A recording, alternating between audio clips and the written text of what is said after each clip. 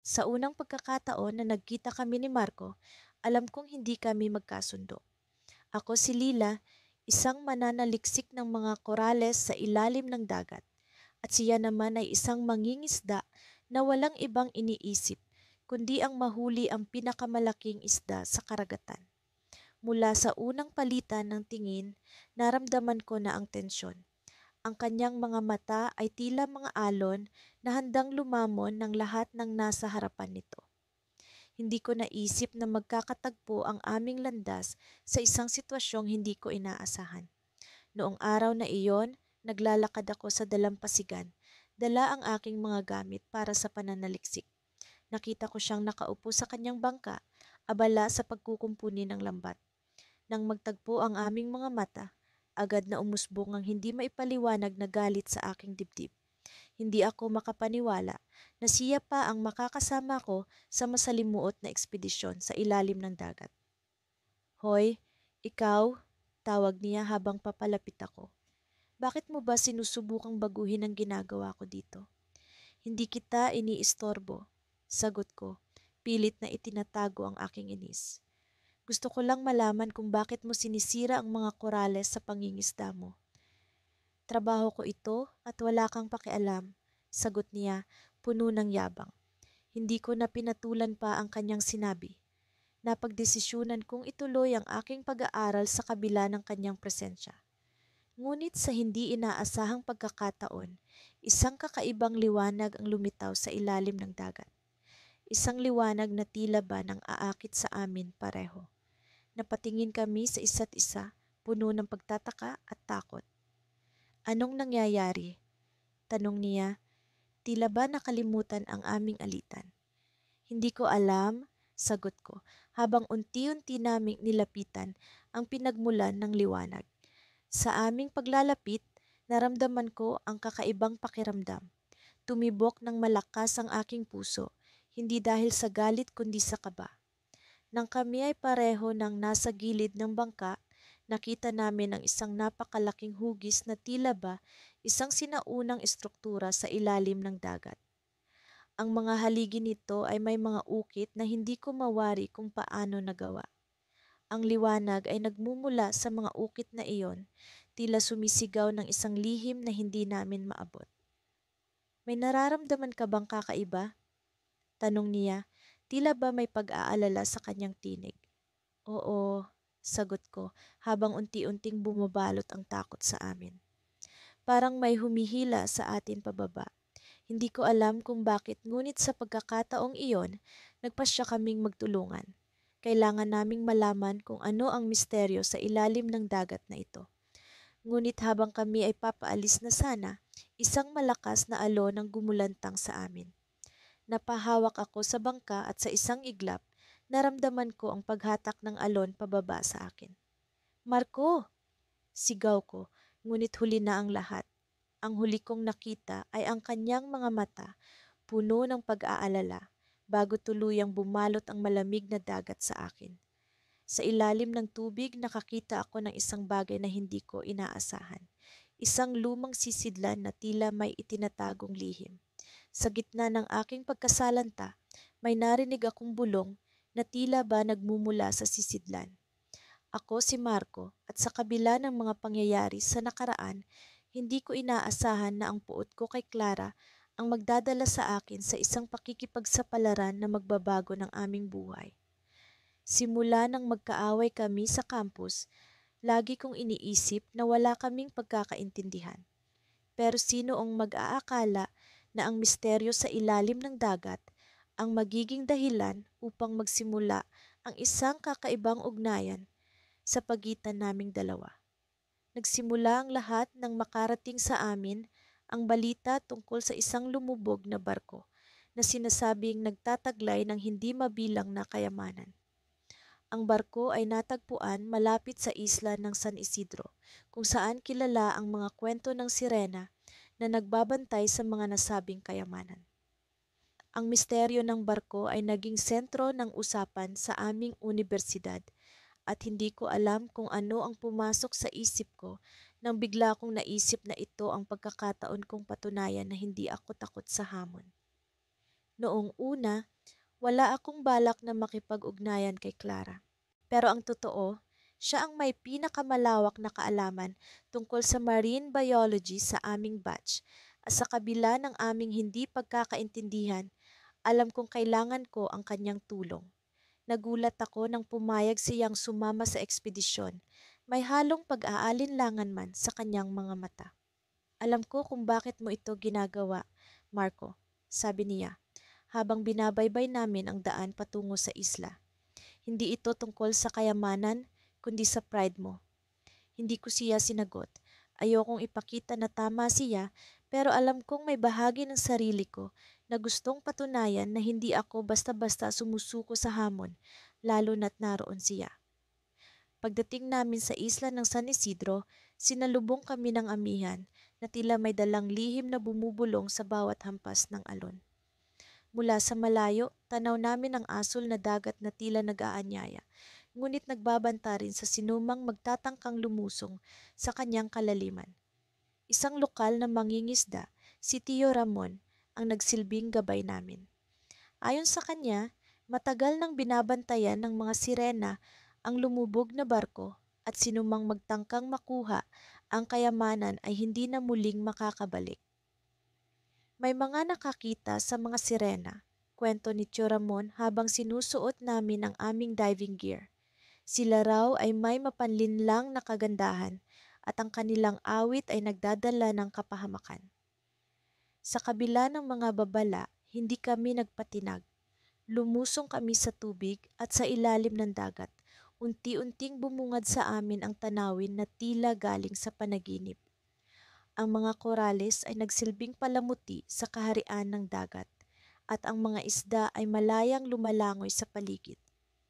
Ngunit sa kabila ng kagandahan nito, naroon ang pakiramdam na may nagmamasid sa amin. Habang papalapit kami sa lumubog na barko, bigla kong naramdaman ang malamig na hangin sa aking batok. Nilingon ko si Clara at sa kanyang mga mata nakita ko ang parehong pag-aalinlangan at pag-asam. Sinubukan kong mangumiti sa kanya sa ilalim ng aking diving mask, ngunit alam kong hindi niya ito makikita. Ang tangi kong maipapakita ay ang aking determinasyon. Unti-unti naming sinisilip ang loob ng barko. Dito namin natagpuan ang isang lumang mapa. May nakaukit na mga simbolo na hindi namin maintindihan. Nagulat si Clara nang makita ito. Tila may naalala sa kanyang mga pag-aaral. Marco, tingnan mo ito, bulong niya sa akin. Ang mga simbolo, parang may koneksyon ito sa alamat ng mga sirena. Bago ko pa man maisip ang susunod na hakbang, naramdaman ko ang isang kakaibang presensya. Biglang umikot ang tubig sa paligid namin at sa isang iglap, naramdaman ko ang paghilab ng aking dibdib. Napatingin ako kay Clara na tila nawawala sa kanyang sarili habang nakatitig sa direksyon ng lumalagablab na liwanag sa likuran. At doon, sa gitna ng mga alon, bumungad sa amin ang isang nilalang na tila galing sa kwento ng mga alamat, isang sirena. Ang kanyang buhok ay tila kumikinang sa ilalim ng dagat at ang kanyang awit ay nagdala ng kakaibang pagkalito sa aking isipan. Ngunit ang higit na ikinagulat ko ay ang pagkilala sa mukha ng sirena. Ito ang kakambal ni Clara, si Elara, na matagal nang nawala at pinaniniwala ang nalunod sa dagat. Ang kanyang mga mata ay puno ng puot at ang kanyang awit ay tila nagdadala ng mensahe ng paghihiganti. Clara, siya ba? Tanong ko, ngunit hindi na niya ako sinagot. Sa halip, lumapit siya kay Elara at sa kanilang pag-uusap na hindi ko marinig, naramdaman ko ang pagkalagot ng isang lihim na ugnayan ng matagal nang nakatago sa ilalim ng dagat. Biglang lumakas ang agos ng tubig at bago ko pa man magawa ang anumang hakbang, naramdaman ko ang paghatak pabalik sa ibabaw. Nasa bingit kami ng kapahamakan at ang tanging pag-asa namin ay ang muling pagkikita ng dalawang magkaaway na pinaglapit ng misteryo sa ilalim ng dagat. Hindi ko alam kung ano ang susunod na mangyayari, ngunit ang tiyak ko lang ay sa pagkakataong ito, pareho kaming handang harapin ang anumang lihim na bumabalot sa aming nakaraan. Sa ilalim ng malamlam na liwanag ng buwan, Nararamdaman ko ang malamig na hangin na nagmumula sa dagat. Ang mga alon ay tila may sariling musika, isang himig na nag-aanyaya sa akin sa misteryosong mundo sa ilalim ng tubig. Nakatayo kami ni Lucas sa gilid ng bangka, patuloy na nagkukunwari na hindi kami naiilang sa presensya ng isa't isa. Dalawang magkaibang tao, parehong natukso ng misteryo na sa tingin namin ay magliligtas sa aming pagkatao. Hindi ko maiwasang pagmasdan si Lucas. Ang kanyang kabangisan at tila walang pakialam na ugali ay palaging bumabangga sa aking mahinahon na disposisyon. Ang kanyang madilim na mga mata ay tila palaging nagtatago ng mga lihim na hindi ko maabot. At sa kabila ng aming alitan, may kung anong mga tanong na bumabalot sa akin tuwing nakikita ko siya. Paano ba siya napasok sa ganitong sitwasyon? Bakit siya nagpipilit na lumayo sa akin, ngunit hinahabol ang parehong misteryo? Ready ka na ba? Tanong niya, ang kanyang tinig ay may bahid ng pagdududa at hamon. Tumango ako, pilit na pinapawi ang kaba sa aking dibdib. Ang ilalim ng dagat ay isang lugar na puno ng mga hindi inaasahang panganib, ngunit ito rin ay isang lugar ng pag-asa. Isang pagkakataon para sa amin na tuklasin ang katotohanan na matagal na naming hinahanap. Ang kwento tungkol sa nawawalang kayamanan ay hindi lang tungkol sa mga ginto at hiyas, kundi sa kakayahang makahanap ng kasagutan sa mga tanong na matagal nang bumabagabag sa amin. Sa ilalim ng tubig, ang mundo ay nagiging kakaibang kalmado. Ang mga tunog ng dagat ay pumapalit sa ingay ng mundo sa ibabaw. Lumalangoy kami sa tabi ng mga koral, ang mga kulay nito ay parang mga panaginip na hindi ko akalaing makikita ko. Si Lucas, sa kabila ng kanyang magaspang na panlabas, ay may likas na galing sa tubig. Parang siya ay bahagi ng dagat, ang kanyang galaw ay sinasabayan ng pag-agos ng mga alon. Habang lumalalim kami, nararamdaman ko ang bigat ng tubig na bumabalot sa akin. Ang ilaw mula sa aming flashlights ay nagbigay liwanag sa madilim na kailaliman. At sa wakas, nakita namin ang isang bagay na hindi namin inaasahan.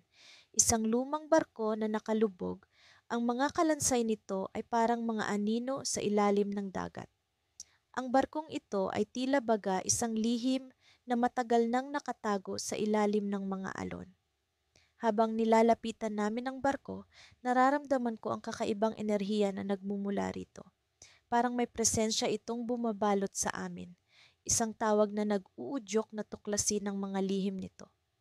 Si Lucas na dati palaging may pag-aalinlangan, ngayon ay tila ba may pagkaudyok na alamin kung ano ang nasa loob ng barko. Pumasok tayo, sabi niya. Ang kanyang tinig ay puno ng determinasyon na hindi ko pa naririnig sa kanya noon. Sa loob ng barko, ang mundo ay tila baga huminto. Ang mga kalansay ng barko ay nagbigay ng kakaibang ambience, parang mga multo na nagmamasid sa amin habang kami naglakad sa makipot na espasyo. Ang aming mga flashlight ay nagbibigay liwanag sa mga lumang kagamitan na tila ba natabunan na ng kasaysayan. Isang lumang mapa ang nakakuha ng aking pansin. Lucas, tingnan mo ito, sabi ko. Itinuturo ang lumang piraso ng papel na tila ba nagbibigay direksyon sa isang lugar na hindi namin alam. Habang pinag-aaralan namin ang mapa, naramdaman ko ang paglapit ni Lucas sa akin. Ang kanyang presensya ay hindi na kasing bigat ng dati, parang may nagbago sa pagitan namin. Ang aming pagtutok sa misteryo ay nagbigay ng kakaibang koneksyon na hindi ko inaasahan. Ngunit bago pa man namin tuluyang maabot ang kasagutan, isang tunog ang pumukaw sa amin. Isang kakaibang ingay, parang pagkaluskos ng mga paa sa lumang kahoy.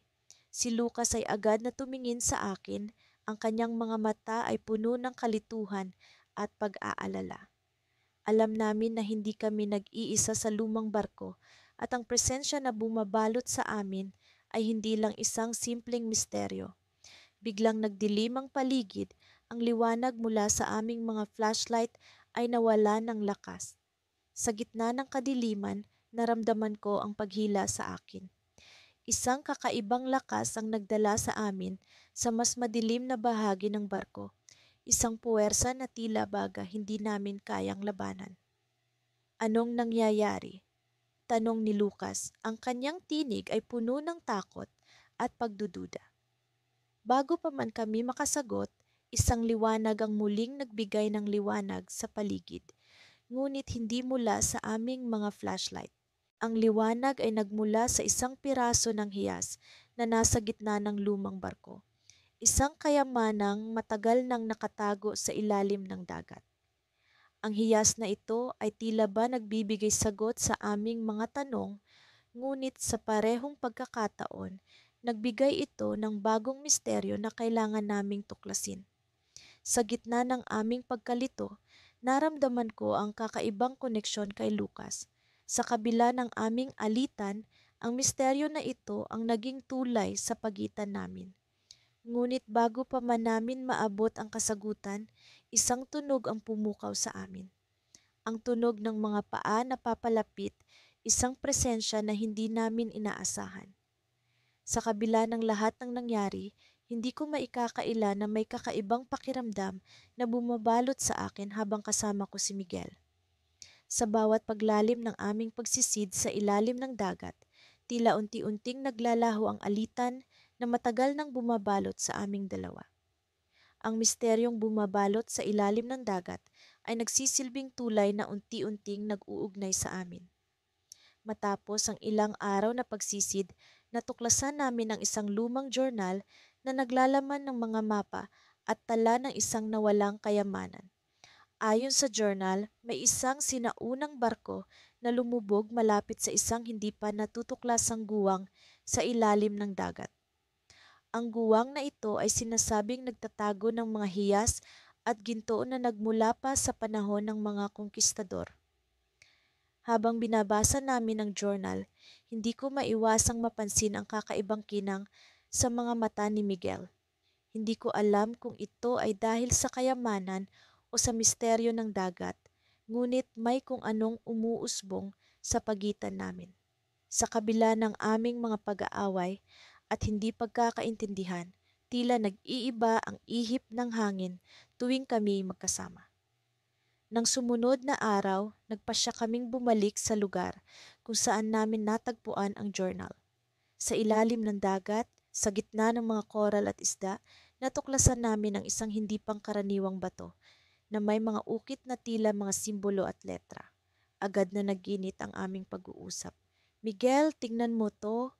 Mukhang bahagi ng barkong hinahanap natin, sabi ko, habang sinisikap kong kalimutan ang alitan sa aming nakaraan. Ngunit sa kabila ng aming pagtutulungan, hindi pa rin nawawala ang tensyon. Nagumpisa na ang mga pagdududa at takot. Paano kung hindi namin mahanap ang kayamanan? Paano kung ang barko ay isa lamang alamat?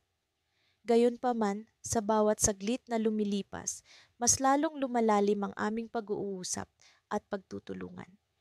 Isa sa mga sandaling hindi ko makakalimutan ay noong kami ni Miguel ay magkasamang naglalangoy habang hinahanap ang barko. Napakalalim ng dagat sa bahaging iyon at tanging ang liwanag mula sa aming mga sulo ang nagsilbing gabay. Ang takot na bumalot sa akin ay biglang naglaho nang marinig ko ang tinig ni Miguel. Alam mo, hindi ko akalaing darating ang araw na magtutulungan tayo, ani Miguel, habang pilit na pinapawi ang takot. Tumugon ako, oo nga, hindi rin ako makapaniwala. Pero ang misteryo ng dagat na ito ang naglapit sa atin. Sa wakas, nakita namin ang isang bahagi ng lumang barko na lumubog.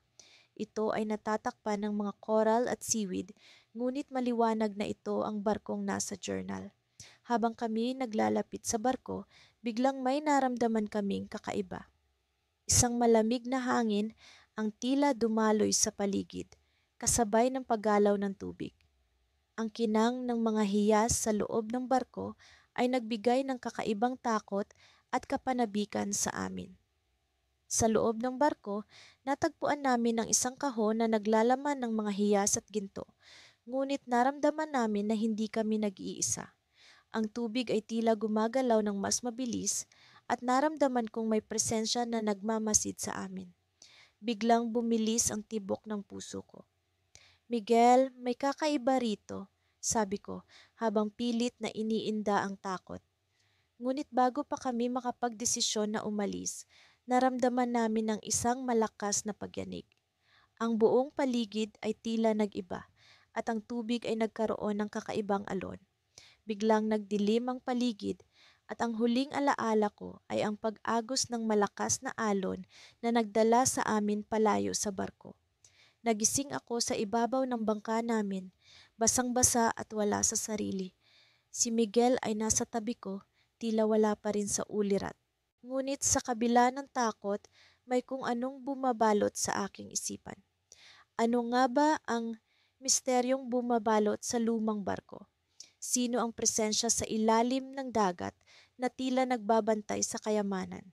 Ngunit ang pinakanakakagulat sa lahat ay ang natuklasan namin nang bumalik kami sa bangka. Sa loob ng aming mga bulsa ay naroon ang ilang piraso ng hiyas na hindi namin namalayang naisalba mula sa barko. Ang mga hiyas ay kumikinang ng kakaibang liwanag na tila may lihim na nais iparating. Sa gitna ng lahat ng ito, hindi ko maiwasang mapaisip sa kinabukasan. Ang misteryo sa ilalim ng dagat ay hindi pa tapos, ngunit ang mas nakakaintriga ay ang hindi maipaliwanag na koneksyon sa pagitan namin ni Miguel. Sa kabila ng aming alitan, isang bagong kabanata ang tila nagbubukas sa amin. Subalit ang tanong na bumabalot sa aking isipan ay hindi ko pa rin masagot. Ano nga ba ang tunay na lihim ng dagat at saan kami dadalhin ng mga hiyas na nasa aming mga kamay? Hindi ko akalain na ang dagat na ito na palaging nagbibigay sa akin ng kapayapaan ay magiging sentro ng isang misteryo na may kakambal na takot. Sa simula, ito ay tila isang ordinaryong araw ng paglalayag, ngunit ang mga pangyayari ay nagbago ng aking pananaw. Ang alon ay tila may daladalang lihim na ngayon ko lang nasisilayan. Kasama ko si Miguel, ang taong akala kong kailanman ay hindi ko makakasama sa ganitong sitwasyon. Nagsimula ang lahat sa isang hindi inaasahang tagpo sa pier kung saan nagkasalubong ang aming mga mata at agad na nagkapalitan ng matatalim na tingin. Pareho kaming may reputasyon sa aming bayan. Ako bilang isang mapangahas na mangingisda at siya bilang isang mayabang na negosyante. Hindi kami kailanman nagkasundo, ngunit ang dagat ay nagbigay ng sitwasyon kung saan kami ay kinailangang magtulungan.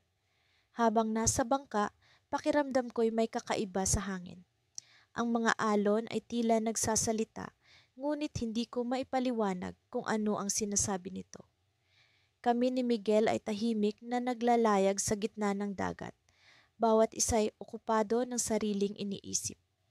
Ang aming layunin ay hanapin ang nawawalang barko na may daladalang mahahalagang bagay na sinasabing may koneksyon sa isang sinaunang kayamanan. Ang kwento tungkol sa kayamanang ito ay nagpasiklab ng usap-usapan sa bayan, at ito ang naging dahilan ng aming hindi inaasahang paglalakbay. Sa tingin mo ba matutuklasan natin ito? Tanong ni Miguel. Sa unang pagkakataon ay hinayaan niyang madulas ang kanyang pag-aalinlangan. Kung hindi tayo susubok, hindi natin malalaman, sagot ko. Pilit na pinipigilan ang inis ko sa kanya. Ngunit sa likod ng pagkamuhi, may bahid ng pag-asang hindi ko maipaliwanag. Sa kabila ng aming pagkakaiba, naramdaman ko ang unti-unting pagbuo ng pag-unawa.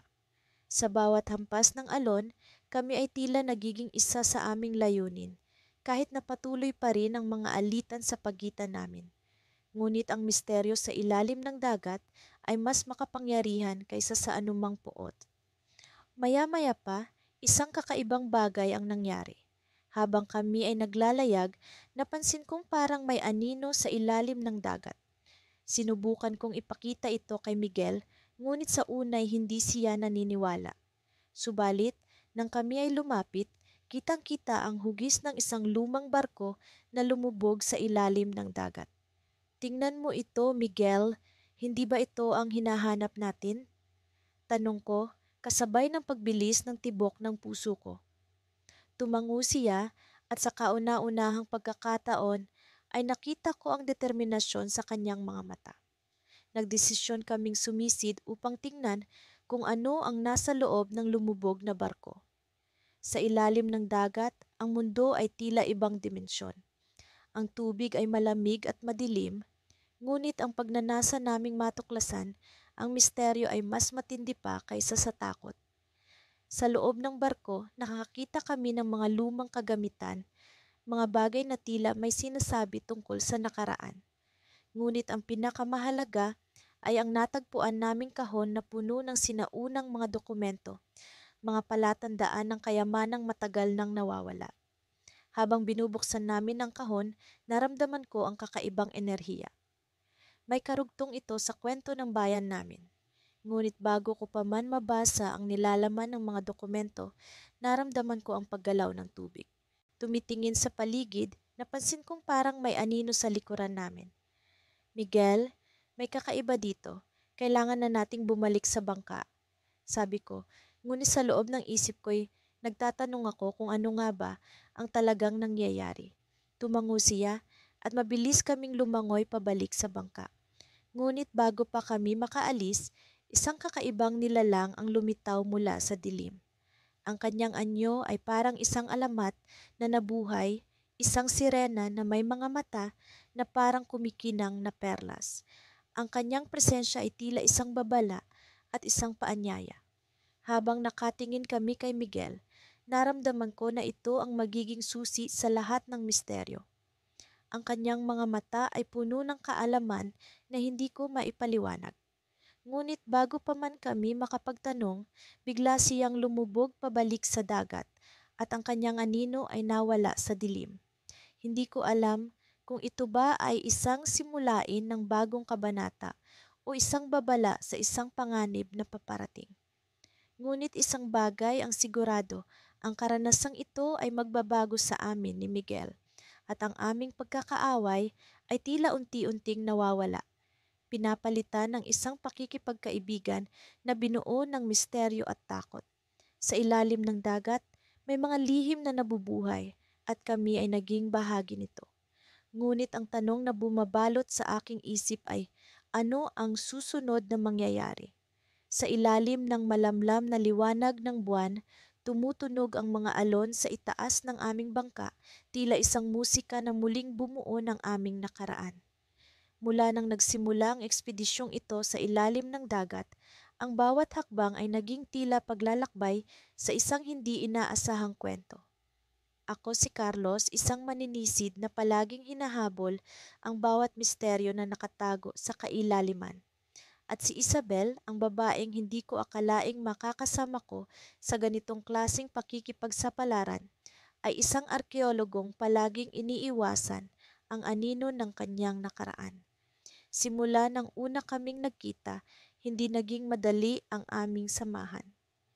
Pareho kaming may matinding pagnanasa sa aming mga karera, ngunit sa iba't ibang dahilan. Naging mapaghamon ang bawat araw, puno ng mga sagutan at hindi pagkakaintindihan. Ngunit sa kabila ng lahat, may isang bagay na nagsimulang bumuo sa pagitan namin. Ang hindi maipaliwanag na koneksyon na dala ng misteryo sa ilalim ng dagat. Carlos, tingnan mo ito, tawag ni Isabel habang itinuturo niya ang isang bahagi ng lumang mapa na nakuha namin mula sa isang makalumang aklatan. Ang mapa ay puno ng mga simbolo na tila nagpapahiwatig ng isang sinaunang sibilisasyon na matagal nang naglaho.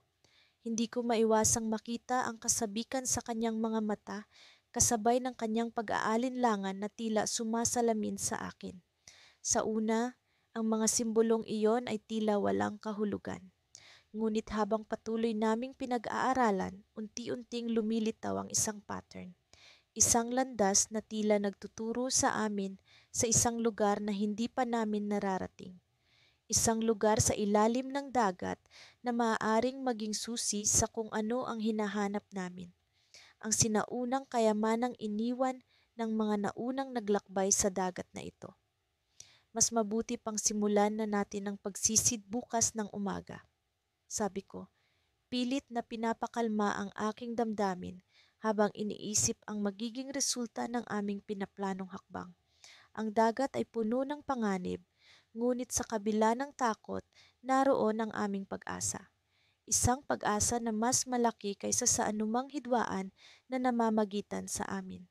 Kinabukasan, sa unang sinag ng araw, sinimulan namin ang aming pagsisid. Sa ilalim ng malamig na tubig, tila isang kakaibang mundo ang bumabalot sa amin. Ang mga korales ay tila nagkukwento ng kanilang sariling kasaysayan habang ang mga isda ay naglalaro sa kanilang likas na tahanan. Sa kabila ng kagandahan, hindi ko maiwasang maramdaman ang bigat ng misteryo na patuloy na bumabalot sa amin. Habang patuloy kaming lumalalim, napansin ko ang isang kakaibang bagay sa gilid ng aking paningin. Isang anino na tila gumagalaw sa likod ng mga korales. Isabel, may nakita ka bang kakaiba? Tanong ko, pilit na itinatago ang takot sa tono ng aking boses. Wala naman, ngunit pakiramdam ko ay may sumusunod sa atin, sagot niya.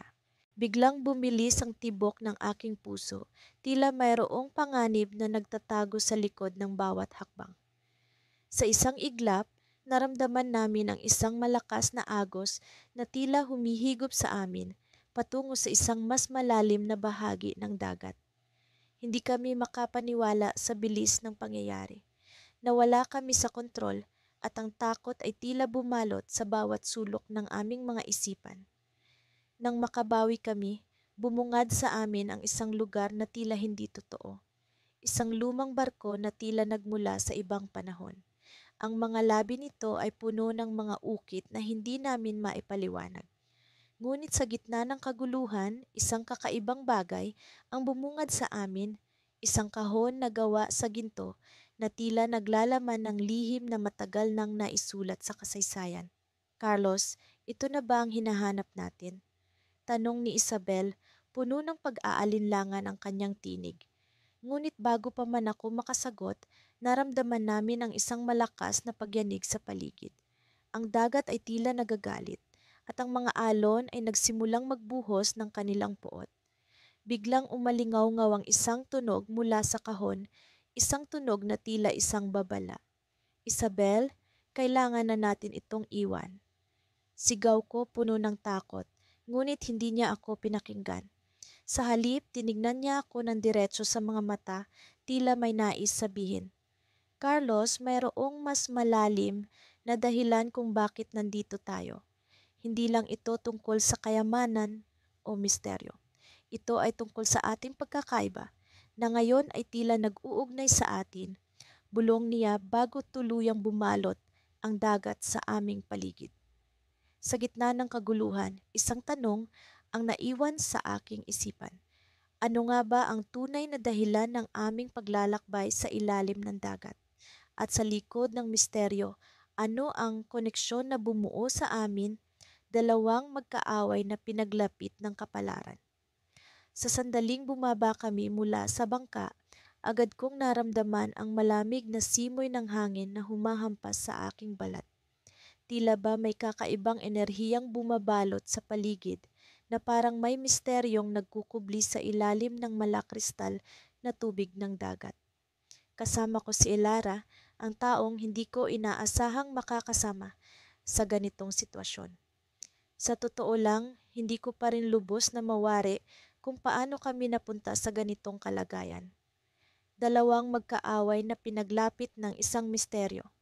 Hindi ko pa rin siya lubos na pinagkakatiwalaan. Sa bawat tingin niya, sa bawat galaw, parang may lihim siyang itinatago. Pero sa kabila ng lahat, alam kong kailangan ko siya.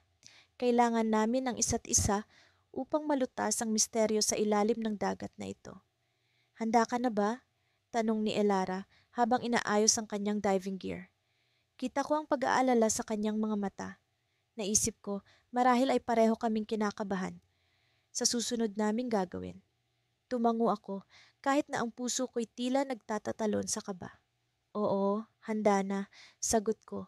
Pinipilit kong itago ang aking pag-aalala. Sumisid kami pababa at unti-unting nilamon ng dagat ang aming mga katawan. Habang bumababa kami, palakas ng palakas ang tibok ng aking puso. Sa ilalim ng tubig, tila mas buhay ang lahat. Ang mga bahuray makukulay at ang mga isday tila mga alitaptap na naglalaro sa paligid namin.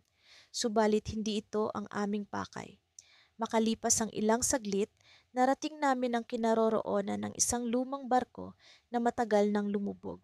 Ito ang aming hinahanap, ang barkong sinasabing nagtataglay ng lihim na kayamanang maaring magpabago sa lahat. Ngunit hindi ito ang tunay na yaman na aming hinahanap. May isa pang bagay na mas mahalaga, isang bagay na maaring magtali sa aming mga tadhana. Lumapit si Elara sa akin at itinuro ang isang bahagi ng barko. Doon, sabi niya, doon natin matatagpuan ang hinahanap natin. Dahan-dahan kaming lumapit sa lugar na iyon. Ang paligid ay tila nananahimik. Tanging ang paglangoy ng mga isda at ang pag-agos ng tubig ang maririnig. Sa loob ng lumang barko may isang silid na puno ng mga alikabok at mga lumang kagamitan. Sa gitna nito, may isang kahon na gawa sa bakal at sa unang tingin pa lang, alam kong ito ang aming pakay. Nasa loob niya ng sagot, sabi ni Elara habang tinutulungan akong buksan ang kahon. Ang bawat pag-ikot ng susi ay tila musika sa aming mga tainga. At nang sa wakas ay bumukas ito. Bumungad sa amin ang isang bagay na hindi namin inaasahan. Hindi ito kayamanan, hindi mga ginto o perlas, kundi isang lumang journal. Ang mga pahina nito'y kupas na, ngunit malinaw pa rin ang mga titik. Binuksan ko ito at sinimulang basahin. Habang nagbabasa, unti-unting lumilinaw ang kwento ng isang lalaking nagngangalang Arden, isang manlalakbay na nakahanap ng lihim ng dagat na ito. Ngunit sa kalagitnaan ng pagbabasa, may napansin akong kakaiba. Ang mga huling pahina ng journal ay tila isinulat para sa akin.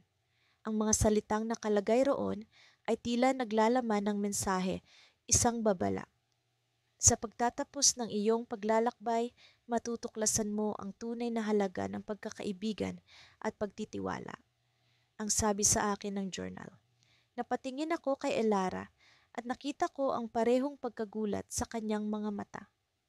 Pareho naming naramdaman na may mas malalim pang koneksyon ang aming tadhana kaysa sa aming inaasahan. Ngunit bago pa man namin maproseso ang lahat ng ito, narinig namin ang isang dagundong mula sa itaas. May mga anino na nagsimulang lumitaw sa ibabaw ng tubig. Mabilis kaming umangat at sa aming pag-ahon, bumungad sa amin ang isang pangkat ng mga tao na tila nagtangkang sakupin ang aming bangka. Ang kanilang mga mukhay hindi pamilyar, ngunit ang kanilang mga intensyon ay malinaw. Huwag kayong gagalaw. Sigaw ng isa sa kanila habang itinutok ang baril sa amin. Alam kong ito na ang simula ng isang bagong kabanata at marahil ay mas mapanganib pa kaysa sa aming inaasahan. Ngunit sa kabila ng lahat, naroon si Elara sa aking tabi. At sa sandaling iyon, alam kong hindi ko siya iiwan at hindi rin niya ako pababayaan. Ang misteryo ng dagat ay hindi lamang tungkol sa mga kayamanan, kundi sa pagkatuklas ng isang bagong ugnayan na hindi ko kailanman inakala. At sa kabila ng panganib, handa akong harapin ito kasama siya. Sa ilalim ng malamlam na liwanag ng buwan, nakahinto kami ni Arman sa harap ng malawak na karagatan. Sa kabila ng aming mga away at hindi pagkakaintindihan, natagpuan namin ang aming mga sarili sa parehong bangka, literal at simboliko. Ang hangin ay malamig at mapanglaw, tila nagbibigay babala sa amin sa mga susunod na mangyayari. Subalit sa kabila ng panganib, naroon ang hindi maipaliwanag na pagnanais na tuklasin ang misteryo sa ilalim ng dagat. Alam mo ba ang pakiramdam ng pagtalon sa kawalan? Tanong ni Arman habang tinitingnan ang mga alon na humahampas sa baybayin. May kakaibang ningning sa kanyang mga mata na hindi ko pa nakikita noon. Hindi ako agad nakasagot. Ang tanong ay tila hinahamon ang aking tapang at sa kabila ng aking pag-aalinlangan, Naramdaman kong ito na ang oras para baguhin ang takbo ng aming pagtatalo. Sa tingin ko, pareho natin itong mararamdaman sa ilalim ng dagat. Sagot ko, sa wakas ay nakangiti. Napagtanto ko sa puntong iyon na ang aming pagkakaiba ay hindi hadlang, kundi tulay upang mas maunawaan ang isa't isa. Sa kabila ng aming mga alitan, naroon ang hindi maitatangging koneksyon. Ang dagat na naghiwalay sa amin noon ay siya ring maglalapit sa amin ngayon. Handa ka na ba? Tanong ni Arman habang inaayos ang scuba gear na nakatakdang magdala sa amin sa kailaliman. Tumango ako bilang tugon. Sa bawat hakbang patungo sa tubig, nararamdaman ko ang kabog ng aking dibdib, marahil sa kaba o sa excitement na dala ng aming pakikipagsapalaran. Sa sandaling lumubog kami sa tubig, bumalot sa amin ang katahimikan ng karagatan. Ang mga tunog mula sa ibabaw ay unti-unting nawala, at ang bagong mundo sa ilalim ay nagbukas sa amin ng hindi mabilang na tanawin. Ang mga kulay na hindi ko inakalang makikita ay nagpakita sa ilalim ng liwanag ng aming mga flashlight. Habang patuloy kaming lumalangoy pababa, naramdaman ko ang kakaibang presensya sa paligid. Tila ba may mga matang nagmamasid sa amin, subalit hindi ko matukoy kung saan nagmumula ang pakiramdam. May nararamdaman ka bang kakaiba? Tanong ni Arman sa pamamagitan ng mga senyas.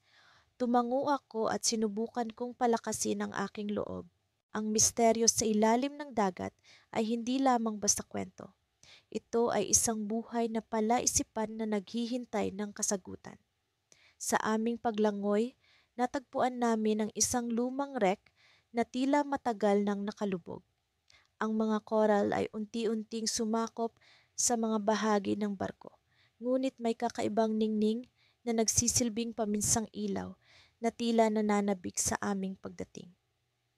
Sa loob ng wreck, may mga palatandaan ng buhay na tila hindi mula sa karaniwang nilalang sa dagat. Ang mga bagay na nakita namin ay tila bahagi ng isang puzzle na kailangan naming buuin. Sa bawat hakbang, ramdam ko ang paglapit namin sa kasagutan ng misteryo. Arman, tingnan mo ito. Bulong ko kahit na alam kong hindi niya ito maririnig. Sa harap ko, isang maliit na kahon na naglalaman ng kakaibang mga simbolo. Ang mga simbolo ay hindi pamilyar, ngunit may pakiramdam akong mahalaga ito. Lumapit si Arman at sa isang iglap, nagkatinginan kami, parehong may pag-unawa, na ito ang simula ng aming mga sagot. Ngunit bago pa man namin mabuksan ang kahon, naramdaman namin ang paggalaw ng tubig sa paligid.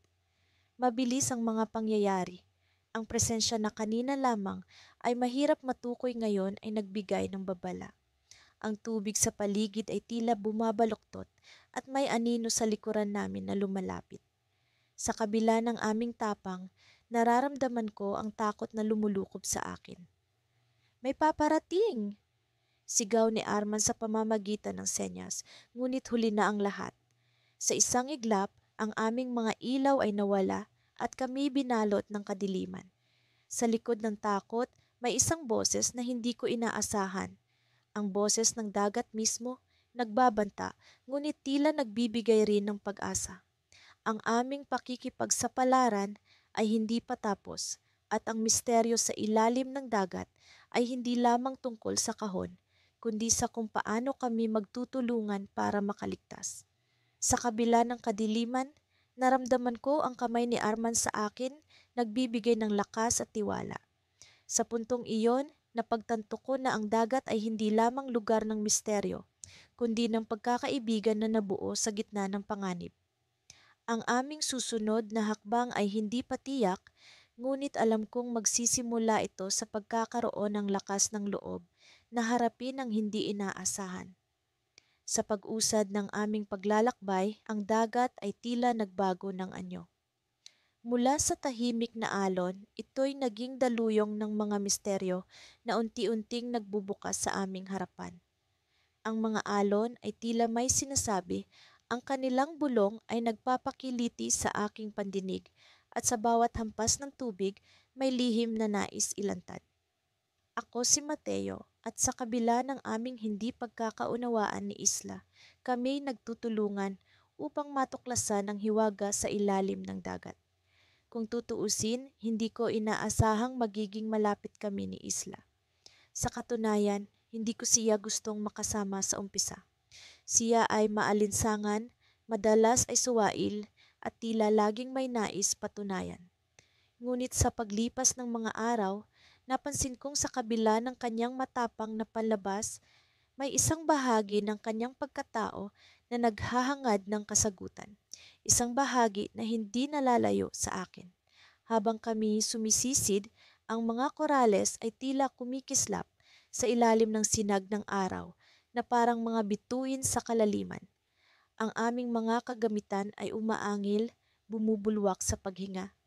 Ang bawat galaw namin sa ilalim ng tubig ay tila isang sayaw ng pagsisikap at pag-asa. Sa gitna ng aming pagsisid, may isang bagay na nakatawag sa aming pansin. Isang kakaibang hugis na nakasilip mula sa likod ng isang malaking bato. Mateo, tingnan mo ito, bulong ni Isla sa kanyang radyo na nakakabit sa helmet. Parang hindi karaniwang bahagi ng dagat. Lumapit ako at ang hugis ay unti-unting nagiging malinaw. Isang piraso ng bakal, may mga ukit na tila mga simbolo, ang lumilitaw. Hinaplos ko ito at sa aking pagdampi, naramdaman ko ang malamig na tibok ng isang lihim na matagal nang nakabaon. Sa palagay mo, ano ito? Tanong ko, habang pinagmamasdan ng mga simbolo na tila nagsasalita ng isang sinaunang kwento. Hindi ko alam, ngunit may pakiramdam ako na ito'y bahagi ng isang mas malaking bagay, tugon ni Isla. Sa aming patuloy na pagsisid, nakita namin ang isang lagusan sa likod ng malaking bato. Ang lagusan ay madilim, tila isang bibig na nag-aanyaya sa amin na pumasok at tuklasin ang kung anumang lihim ang itinatago nito.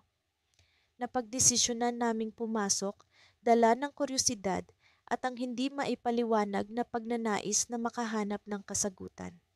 Ang loob ng lagusan ay tila isang mundo na hindi namin inaasahan.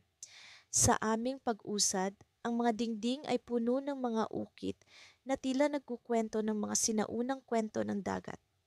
Ang mga simbolo ay tila gumagalaw sa ilalim ng liwanag ng aming flashlight at sa bawat hakbang, ang dagat ay nagiging mas buhay, mas makapangyarihan.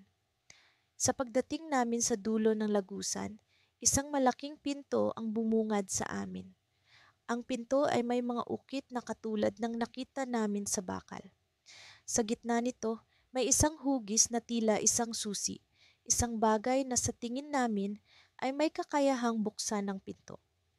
Nagkatitigan kami ni Isla, alam namin na ito ang susi sa aming mga hinahanap, ngunit paano ito bubuksan? Napansin ni Isla ang isang maliit na butas sa gilid ng pinto na tila sakto sa hugis ng bakal na hawak namin. Mateo, baka ito ang susi, sabi ni Isla habang dahan-dahan niyang inilalagay ang bakal sa butas. Sa pagpasok ng bakal, narinig namin ang isang tunog, isang pag-ikot na tila mula sa kalaliman ng dagat.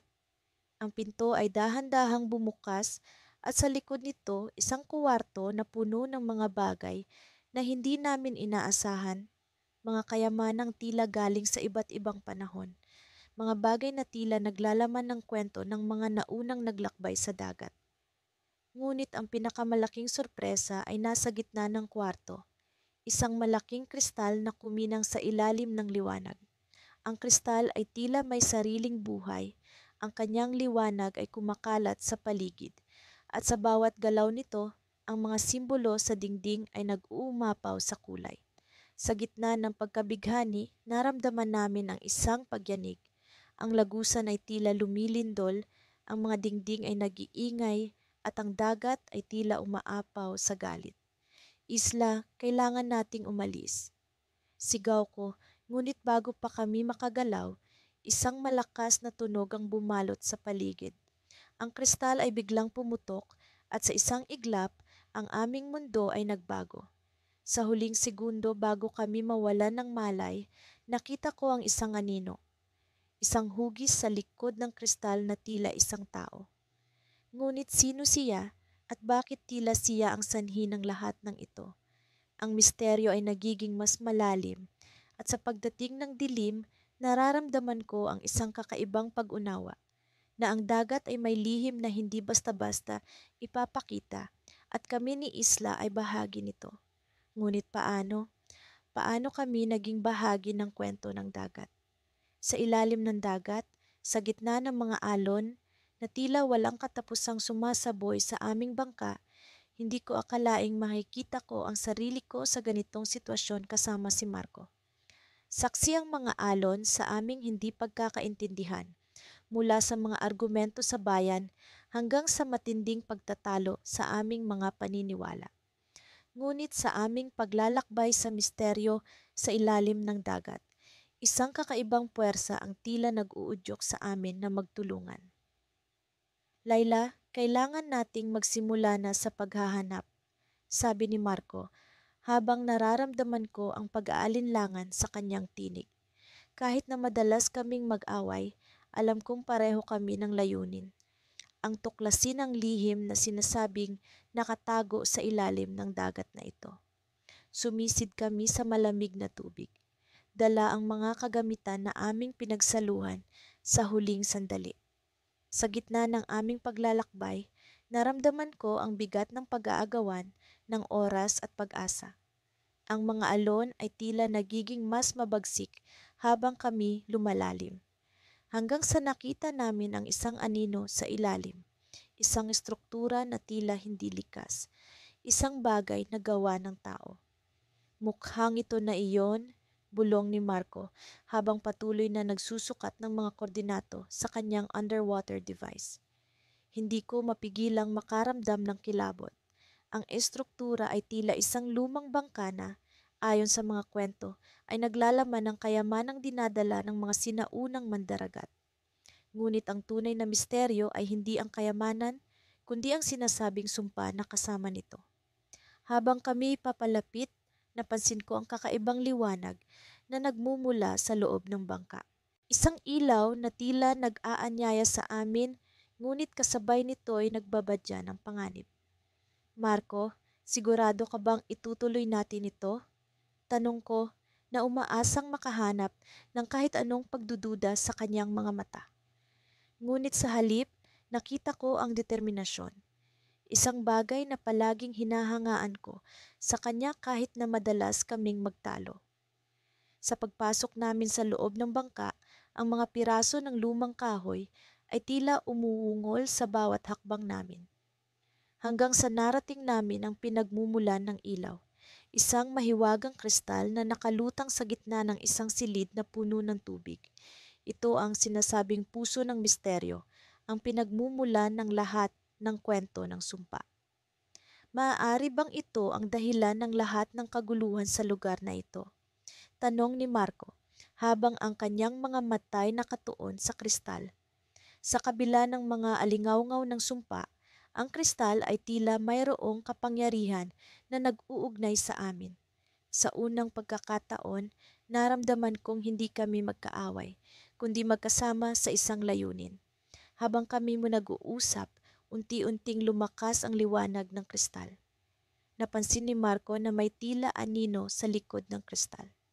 Layla, kailangan nating mag-ingat. Babala niya habang ang anino ay unti-unting nagiging malinaw. Isang hugis ng tao, ngunit hindi pangkaraniwang tao. Ito ay isang lalaking tila nababalot ng kadiliman at sa kanyang kamay ay may hawak na susi. Bakit may susi? Tanong ko. Nararamdaman ang kakaibang pag-aalinlangan. Hanggang sa ang anino ay nagsalita. Isang tinig na parang mula sa kailaliman ng dagat. Isang tinig na nagdadala ng mensahe ng pag-asa at babala. Ang susi ay para sa inyo upang buksan ang tunay na lihim ng dagat na ito. Ngunit mag-ingat dahil sa bawat kapangyarihan ay may kapalit. Sa kanyang mga salita, bigla kaming nakaramdam ng matinding pagyanig. Ang bangka ay tila nagising sa kanyang pagkakahimlay. Ang tubig ay unti-unting lumalakas, tila isang galit na dagat na nagbabadya ng panganib. Marco, kailangan nating umalis. Sigaw ko Ngunit sa likod ng pag-aalala ay ang pag-usisa. Ano ang tunay na lihim na dala ng susi? Sa aming pag-akyat pabalik sa ibabaw, ang kristal ay biglang naglaho, ngunit ang susi ay nananatili sa aming mga kamay. Sa ibabaw, habang kami nagpapahinga at nag-iisip, napansin namin ang pagkakaiba sa paligid. Ang dagat ay tila naging kalmado, ngunit sa ilalim nito ay ang tanong na hindi pa nasasagot. Ano ang kapalit ng kapangyarihan ng susi? Sa gitna ng aming pag-uusap, narinig namin ang isang kakaibang ingay mula sa ilalim ng bangka. Napatingin kami sa isa't isa, parehong nagtataka at nangangamba. Layla, mukhang hindi pa tapos ang misteryo, sabi ni Marco habang ang ingay ay nagiging mas malinaw, tila isang mensahe mula sa dagat. Sa aming pagkakatitig sa susi, biglang bumukas ang isang lihim na pinto sa bangka. Isang pinto na tila nag-aanyaya sa amin na tuklasin ang mas malalim na bahagi ng misteryo. Tara, Layla, hindi natin pwedeng palampasin ito. Anyaya ni Marco at sa kanyang nangiti, naramdaman ko ang simula ng isang hindi inaasahang pagkakaibigan. Ngunit sa bawat hakbang namin patungo sa pinto, alam kong ang tunay na lihim ay hindi pa nagbubukas. Ano ang nasa likod ng pinto at ano ang kapalit ng kapangyarihang dala ng susi. Ang dagat ay may mas marami pang kwento at kami handa na sa susunod na kabanata. Sa ilalim ng masalimuot na dilim ng dagat, patuloy ang aming paglalakbay ni Kael, ang estrangherong hindi ko kailanman inakalang magiging katuwang ko sa ganitong sitwasyon. Ang bawat hakbang namin sa ilalim ng tubig ay parang paglusong sa isang bagong mundo kung saan ang takot, galit at misteryo ay magkahalong bumabalot sa amin. Kung tutuusin, sa unang pagkikita namin, imposible na magkasundo kami. Palaging may bahid ng pag-aaway. Napaka-arogante niya habang ako naman ay palaging nag-aalinlangan. Ngunit ngayong magkasama kami sa ilalim ng dagat, tila unti-unting nagbabago ang lahat. Ang mga ilaw mula sa aming diving gear ay sumasayaw sa paligid, tulad ng mga aninong gumagalaw sa ilalim ng tubig. Sa bawat hakbang, nararamdaman ko ang malamig na alon na tila binalot ang buo kong katawan. Sa kabila ng katahimikan ng ilalim ng dagat, may kung anong bumubulong sa akin, isang pakiramdam na hindi ko maipaliwanag. May nararamdaman ka bang kakaiba, Luna? Tanong ni Kael habang binabasag ang katahimikan. Ang tinig niya, kahit nasa ilalim ng tubig, ay tila dumadaloy sa akin tulad ng alon. Tumango ako, bagamat alam kong mahirap makita ang galaw ng ulo ko dahil sa makapal na helmet. Oo, parang may nagmamasid sa atin. Nagkatinginan kami ng ilang segundo, isang bagay na bihira naming gawin. Sa totoo lang, hindi ako sanay na hindi siya sinasagot ng may bahid ng galit o sarcasm. Pero ngayon, may kung anong nag-uudyok sa akin na makinig. Patuloy kaming naglakad sa seabed, binabantayan ang bawat sulok, na tila ba may kung anong pwedeng lumitaw mula sa dilim. Ang mga corals ay parang mga anino ng nakaraan, gumagalaw sa ritmo ng alon. Sa bawat hakbang, nararamdaman ko ang lalim ng dagat, hindi lang literal, kundi pati sa kung anong misteryong nagtatago dito. Luna, tumingin ka, bulong ni Kael sabay turo, sa isang matalik na silid ng mga bato sa harapan namin. Ang lugar na tinuturo niya ay tila isang kuweba na natatabunan ng mga malalaking coral formations. Ang pinto nito ay napapalibutan ng makakapal na seaweed na tila nagsisilbing kortina ng isang entablado. Ang lampara sa aming mga helmet ay nagbigay liwanag sa loob, ngunit hindi sapat para makita ang kabuuan. Napansin ko ang kakaibang kirot sa dibdib ko, hindi dahil sa takot, ngunit dahil sa kakaibang pakiramdam na may nakatago sa loob ng kuweba. Parang may aninong naghihintay sa amin. Pumasok tayo, sabi ni Kael ng may determinasyon. Sigurado ka ba? Tanong ko, ramdamang pag-aalinlangan sa boses ko, ngunit hindi siya sumagot. Sa halip, pumasok siya nang hindi ko hinihintay ang sagot. Wala akong magawa kundi sundan siya. Sa loob ng kuweba, mas madilim kaysa sa inaasahan ko. Ang liwanag mula sa aming mga helmet ay tumama sa mga pader ng bato na tila may mga ukit na hindi ko maintindihan. Mga simbolo, mga marka, hindi ko alam. Luna, tingnan mo ito, sabi ni Kael habang itinuro ang isang bahagi ng pader. Lumapit ako at doon ko nakita ang isang ukit na tila mga mata. Ang mga ito ay nakatingin ng diretso sa amin, parang pinagmamasdan kami. Kael, ano sa tingin mo ang ibig sabihin nito? Tanong ko, ngunit bago pa siya sumagot, naramdaman ko ang paggalaw sa paligid.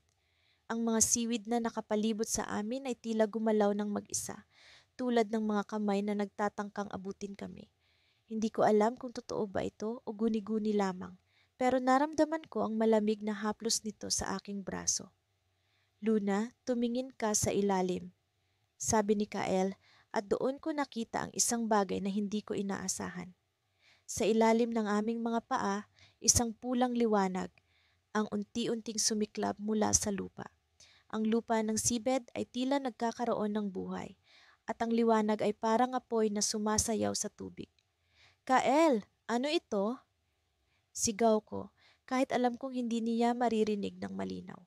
Ngunit bago pa siya makasagot, bigla kaming nakaramdam ng malakas na puwersa na tila humihila sa amin pababa. Ang lupa sa ilalim namin ay bumuka at kami nahulog sa isang madilim na lagusan. Ang bilis ng pangyayari ay hindi ko maipaliwanag. Ang tanging naririnig ko ay ang tunog ng tubig na dumadaloy at ang tibok ng puso ko na tila sasabog. Ano ang nangyayari? Sigaw ko ulit, ngunit ang sagot ni Kael ay hindi inaasahan. Luna, hindi ito sang unang beses na nangyari sa akin ito, sabi niya habang ang mga mata niya ay puno ng takot. Anong ibig niyang sabihin? Bakit parang alam niya ang nangyayari? Bago pa ako makapag-isip, naramdaman ko ang malakas na impact sa lupa. Bumagsak kami sa isang bagong lokasyon, isang lugar na tila hindi na bahagi ng dagat. Ang paligid ay puno ng pulang liwanag at ang hangin ay kakaiba, hindi na malamig tulad ng ilalim ng tubig. Ang mga anino sa paligid ay tila gumalaw sa sarili nilang buhay at sa gitna ng lugar, isang altarang nakatayo. Sa altar may isang bagay, isang lumang libro na tila gawa sa material na hindi ko pa nakikita. Ngunit ang mas nakakagulat, ang libro ay tila gumagalaw. Kyle, ano ito? Tanong ko, ngunit bago pa siya sumagot, narinig namin ang isang tinig na nagmula sa likuran namin. Huli na kayo para tumakas. Napalingon kami at doon namin nakita ang isang figura, isang nilalang na hindi mo masasabing tao, hindi mo rin masasabing hayop. Ang mga mata nito ay kasing pula ng liwanag sa paligid at ang boses nito ay parang dagundong ng alon. Ang puso ko ay bumilis at sa unang pagkakataon, ramdam ko ang takot na hindi ko pa nararanasan. Ngunit higit sa lahat, isang tanong ang bumabalot sa isip ko. Sino ang nilalang na ito at bakit kami ang target niya? Hindi ko inakalang ang mismong dagat na naghiwalay sa amin ni Lucas ay siya ring magiging daan upang kami muling magkausap. Sa unang pagkakataon, nasa parehong bangka kami, kapwa may hawak na piraso ng lumang mapa na tila naglalaman ng lihim na matagal na naming hinahanap. Anong palagay mo, Stella? Tama ba ang direksyon natin? Tanong ni Lucas. Ang boses niya'y tila may bahid ng alinlangan, ngunit may halong pananabik. Tiningnan ko siya ng matagal bago sumagot. Kahit sa gitna ng alon, naramdaman ko ang tensyon sa pagitan namin. Oo, Lucas, ayon sa kalkulasyon ko, malapit na tayo. Kailangan lang nating magtiwala sa mapa. Ang dagat ay kalmado, subalit ang aming mga damdamin ay tila nagbabantang bumuhos anumang oras. Sa kabila ng lahat ng nangyari, ang mga pagtatalo, ang mga hindi pagkakaintindihan, narito kami magkasama sa isang misyon na hindi namin akalaing magiging posible. Habang kami naglalayag, ang mga alon ay tila bumubulong ng mga lihim. Ang hangin ay may daladalang malamig na hininga ng misteryo. At sa ilalim ng asul na kalangitan, ang aming mga puso ay nagsimulang magtanong. Ano nga ba ang naghihintay sa amin sa dulo ng paglalakbay na ito? Sa di kalayuan, lumitaw ang isang isla, isang maliit na piraso ng lupa, halos hindi napapansin sa malawak na karagatan.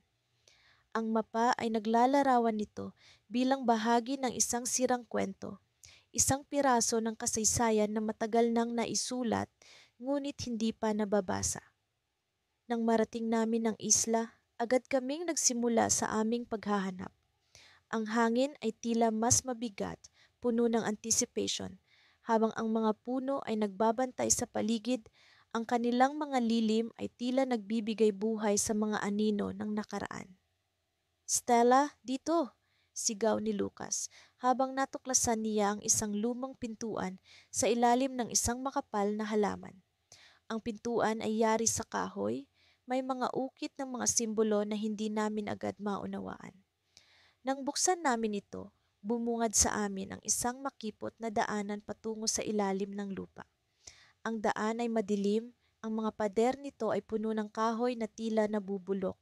Ngunit sa kabila ng panganib, nagpatuloy kami, dala-dala ang pag-asang matuklasan ang misteryo ng dagat.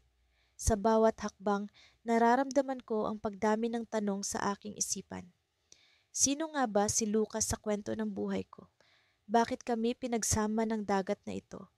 Ang mga tanong na ito ang patuloy na bumubulong sa akin habang kami ay bumaba sa ilalim ng lupa. Sa wakas, narating namin ang isang malaking silid na puno ng mga lumang kagamitan. Sa gitna nito, isang mesa na may nakalatag ng mga dokumento, tila mga journal ng isang manlalakbay na matagal nang nawala sa kasaysayan. Lucas, tingnan mo ito, sabi ko habang pinupunasan ang alikabok sa isang piraso ng papel. May mga tala dito na tila nag-uugnay sa atin sa misteryong ito. Binasa namin ang journal, bawat pahina ay puno ng mga kwento ng paglalakbay, mga lihim ng dagat at mga piraso ng kasaysayan na tila nag-uugnay sa aming dalawa. Habang nagbabasa, unti-unting bumabalik ang mga alaala ng aming mga nakaraang paglalakbay. At sa bawat salita, nararamdaman ko ang unti-unting pagbukas ng aking puso para kay Lucas. Stella, tingnan mo ito, sabi ni Lucas habang itinuturo ang huling pahina ng journal. May pirma rito, isang pirma na kilala ko. Sa aking pagtataka, nakita ko ang pirma na tila bumubuhay sa aking mga alaala. Isa itong pirma na hindi ko inaasahang makikita sa isang lugar na ganito. Hindi maaari, bulong ko, ang takot at pananabik ay nag-aagawan sa aking damdamin. Anong ibig sabihin nito, Lucas? Tanong ko, habang ang dagat sa labas ay tila nag-uumpisang umalon, ang hangin ay naging malamig at mabigat. Sila ang dahilan kung bakit tayo narito, Stella. Ang mga taong ito, ang mga taong pinaniniwalaan nating nawala na. Habang nakatitig kami sa pirma, narinig namin ang tunog ng dagat. Ang mga alon ay bumubulong ng mga lihim na hindi pa namin nauunawaan. Ang hangin ay nagdala ng malamig na paghinga ng misteryo at sa ilalim ng asul na kalangitan kami nagtanong. Ano nga ba ang tunay na kwento sa likod ng aming paglalakbay? Sa dulo ng silid, isang mahiwagang pintuan ang unti-unting bumukas. Ang liwanag sa loob nito ay tila nag-aanyaya sa amin sa isang bagong yugto ng aming paglalakbay. Ang takot at pananabik ay nag-aagawan sa aming mga damdamin. Habang kami naglalakad patungo sa pintuan, ang aming mga puso ay puno ng pag-asang matuklasan ang lihim na nag-uugnay sa amin sa dagat na ito. At sa sandaling iyon, naisip ko, ang dagat sa kabila ng lahat ng misteryo nito ay hindi lamang isang hadlang. Ito'y isang tulay patungo sa mga lihim na matagal nang nakatago. At sa paglalakbay na ito, natutunan ko ang halaga ng pagkakaibigan, ng pagtitiwala at ng pag-ibig na hindi inaasahan.